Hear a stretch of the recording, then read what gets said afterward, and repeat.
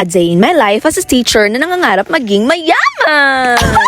Hi guys! Welcome back to my vlog! For today's video ay samahan niyo ako sa isang makulay at medyo nakakalokang araw ng pagiging teacher. Dahil today ay magpapa-annual medical check-up tayo. Let's go! Requirement kasi ito ng DepEd, yearly medical check-up para malaman kung fit pa ba tayo sa work at makakasabay sa pagchat-chat at walang katapusang paperwork. At syempre, para makita na rin kung isa na tayo sa mga miyembro ng maintenance club.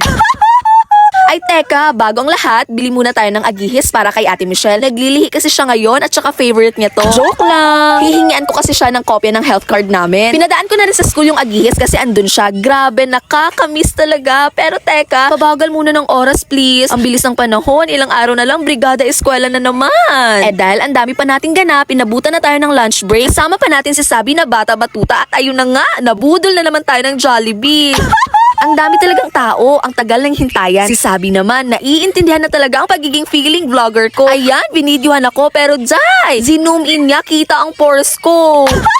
Etong dalawa naman ay nagbabardagulan na kung sino naman daw ang next na manlilibre. Nagre-request na naman kasi si Sabi na mag-burger at ice cream daw.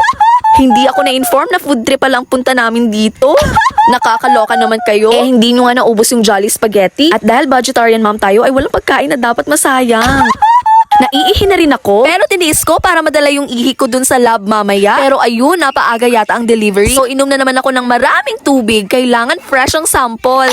Pagbalik namin, hala, kailangan palang PhilHealth number. Nakalimutan ko ang lahat ng ID ko. Hindi na kami makakabalik sa bahay. Ang layo kaya at ang init pa. Kaya ayun, nag-wifi kami dito. Hoping and praying, may picture akong nasend ng ID ko somewhere. Sa sobrang hina ng signal, inabot kami ng 1 hour kakahanap. Naiirita na si Mister at si Sabi sa init. Nag-aaway na sila at naghaharutan. Tapos ako, eto, struggle is real. Ay, salamat. Finally, nakakuha na ako ng kopya. Pasok agad ako. Pagdating ko, ay chinek agad nila ang system kung saang healthcare facility ako nakaregister. Habang naghihintay, naglibot-libot muna ako dito sa loob. Ang dami kong alaala sa ospital na ito, lalo na nung na-diagnose si Sabi ng Kawasaki disease. Grabe, panahon pa ng pandemya noon. Imagine, na-diagnose siya ng 11 AM. Tapos bago mag 3 PM, kailangan mo nang makahanap ng 70,000 pesos kasi emergency na ang paglalapat ng gamot sa anak ko. Pero nagpapasalamat talaga ako sa mga pasilidad at mga staff dito sa ospital sa maayos at maalaga nilang serbisyo tuwing kami nauospital. Ang dami naming naranasan dito. Mga sandaling life and death, may iyakan, may matitinding pagsubok na siyang nagpapatibay at nagpalakas sa aming pamilya. Salamat sa Diyos at nalampasan namin ang lahat ng iyon. Hanggang sa nakita ko ang isa sa malapit kong kaibigan. Ang tagal na naming hindi nagkita. Nagkumustahan at tsikahan kami tungkol sa buhay-buhay. Isa siya sa mga kaibigan kong mabait at tunay na mabuting tao. Pagbalik ko ay in-inform agad ako na hindi pala dito sa ospital nito ang aking healthcare provider.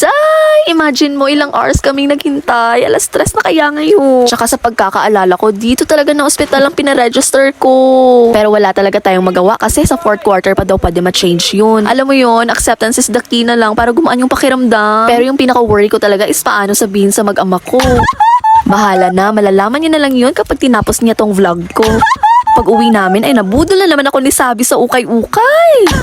Hi, buhay teacher. Pero kahit ganito, masaya pa rin. Simple joys lang talaga. Thank you guys sa pagsama sa aking chaotic pero masayang araw. Don't forget to like, comment, and follow. Kita-kits ulit sa next vlog natin. Stay happy and stay hydrated. Lalo na kung may ihi kayong ipapasa. Bye!